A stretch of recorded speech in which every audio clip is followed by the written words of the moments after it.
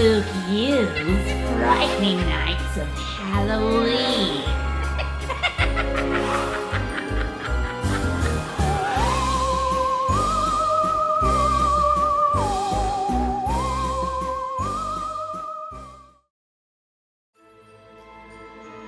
Hello, my dear Franken friends, and welcome to Spookyou, your one-stop shop for all things ghastly and ghoulish. I'm your host, Barnabas Vixen, and tonight we have night 2 of Spookyou's frightening nights of Halloween. Tonight and every night leading up to that spooktacular night in October, All Hallows Eve, or as you mundane mortals like to call it, Halloween. It's the most horrible time of the year, and we're hoping to make it just a bit scarier with our grand event, Spookyou's All Hallows Eve Bash, a 24-hour radio of terrifying tales to whet that insatiable appetite of yours. Now, before I pass the reins on over to our vivacious voiceover virtuoso, I'd like to say thank you to our title sponsor, the Scottish Hush Puppy. Avid gamer, fellow YouTuber, and YouTube Monthly Magazine's greatest up-and-coming streamer, Hush Puppy enjoys long walks on the beach and time with his family when he's not streaming. Thank you, Hush Puppy, for your generous donation of 7.5 oranges to fuel my starving body as I cut these intros. Now on to tonight's story.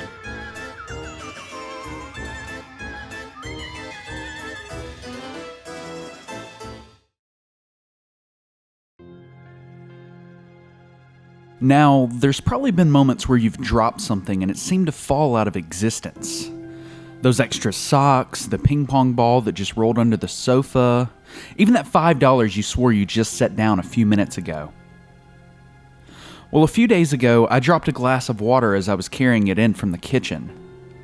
I knew the shatter would be loud and sharp, and I could only imagine the splintering of glass as it hit the cold floor. My toes would feel wet with water and perhaps blood if a shard hit me. A half a second passed, but when the glass hit the floor, there was nothing. The ground was dry and the glass gone. I glanced around the floor and under the kitchen table, but it was completely missing. I even looked at the dog to see if she had caught the glass, but she was in her mid-morning snooze by the window, unfazed. My curiosity got the better of me, and I grabbed another glass, one of the same kind as before, and filled it with water. I went to the same spot and dropped the glass, expecting it to shatter like the first one hadn't. And it did. It shattered loudly, shards of glass diverging in patterns that would be considered pretty had it not been painful. My toes got cut and the water forced the blood to run quicker from the tiny wounds, and the poor dog ran off to the bedroom, startled awake. Has something like this ever happened to you? You've just set something down and it suddenly seemed gone for good. Perhaps it's another dimension or, I don't know, maybe a gate to hell opening for a slight moment. And maybe it's something we're not meant to witness. Ever since I've seen it happen, things have started disappearing. It started with my phone, then my keys, and then my microwave was gone on Wednesday. And on Friday morning, I pet my dog goodbye and, by the evening I was frantically searching for her, knowing she was gone for good. My apartment has started to become bare. I've started to run out of things, and every time I look away, something else is gone. By the time I finish typing this, I know my room will have become nothing more than 4 walls. I'm holding a compact mirror, and I plan to stare at the computer for as long as I can. I don't know where I'm going to end up when I blink out of existence, but I know now what happened to all the missing people in the world.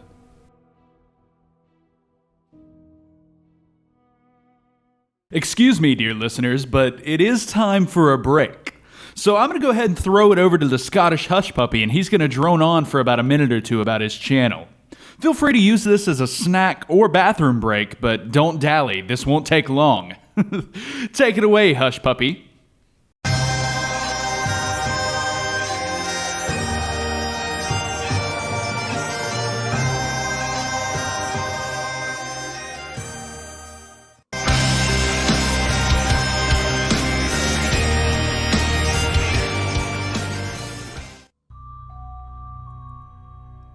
Salutations, good people. I'm the Scottish Hush Puppy, And salutations to all you good people over there at Spookyou, all the subscribers, listeners, and even you, Barnabas.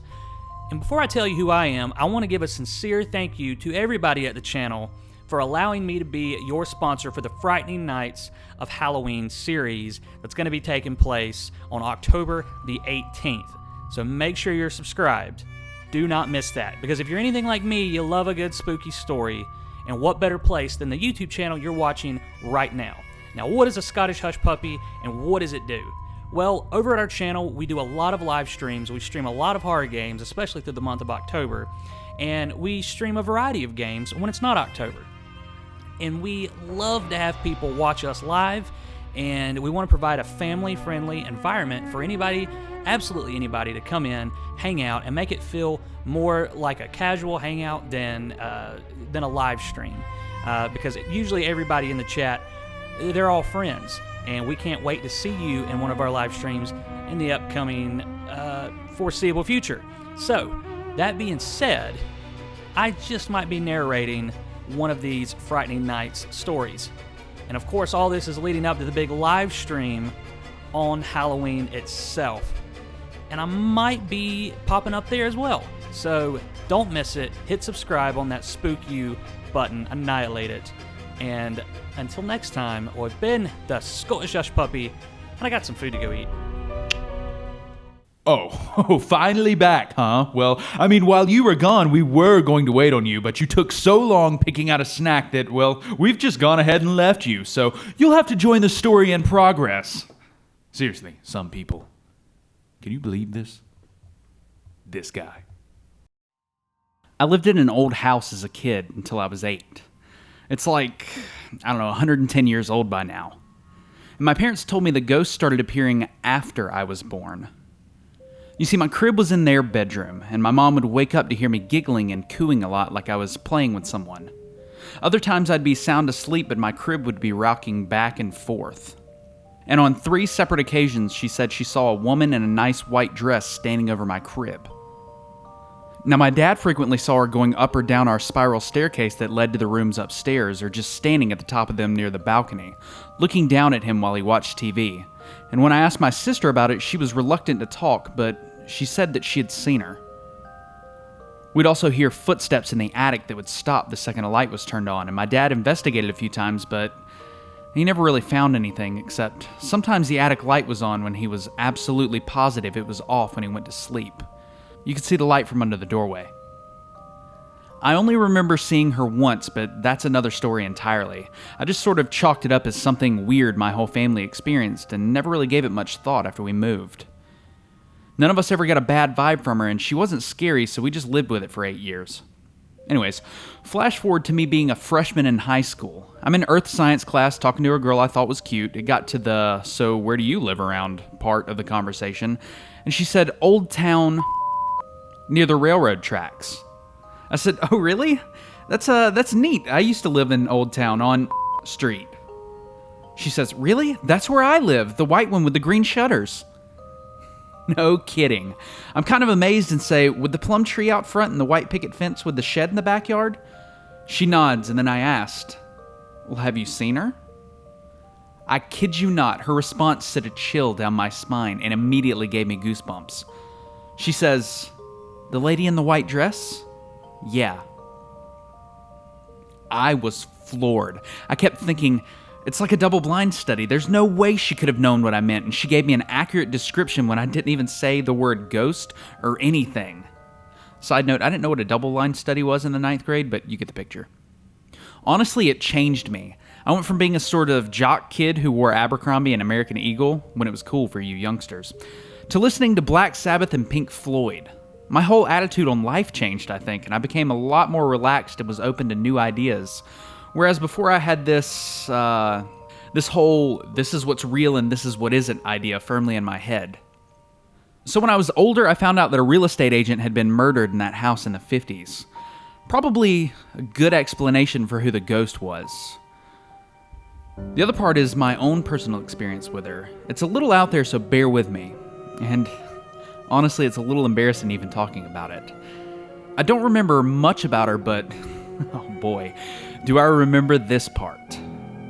So there was a day that my dad was installing a turtle tank in my bedroom, and I was sitting on my bed eating Trix yogurt, watching him do it. And anyways, that night I had a dream about 6 skeletons with horns bursting into my room in the middle of the night. They grabbed me and hoisted me up on their heads and started carrying me down the spiral staircase, except it wasn't my kitchen at the bottom. It was kind of like this endless stairway going down into a dark black pit. And around it was like this, it was like a hurricane of fire, and the stairway was in the eye of the storm. I heard so many people screaming at once it sounded like a constant shrill noise, and I saw bodies and body parts floating around in it like debris in a regular tornado. But right before we got to the last step, the lady in the white dress appeared, and she just stood there with her hand out and her palm up, facing me and the skeletons that were carrying me. Kind of like she was saying, stop. And then everything grew increasingly white and super bright, and even when I shut my eyes, I could still see it. It was blinding. And then I woke up at the bottom of the stairs, crying my eyes out until my mom heard me and came out and found me there. I've never sleepwalked before that, and I never sleepwalked after. But to be honest, I think I saw a ghost in the Frighteners before all of this happened, so I had, to my young self anyways, scary images of what hell was like in my brain already. Now, if I'd never seen any movies or TV shows or never even heard of hell and had that crazy dream, well, that would be weird.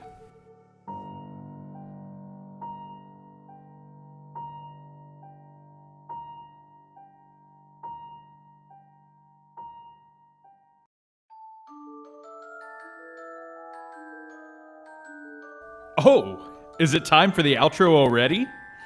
But it feels as if we've only just started. Well, don't despair, my darling deviants, because we've still got plenty of nights left in our frightening nights of Halloween. We'll be back tomorrow night with another twisted tale. And don't forget about our All Hallows Eve bash on Halloween Day. Make sure you subscribe to our channel and hit that little bell so that you're notified the moment our next Frightening Nights video is uploaded and ready for your viewing pleasure.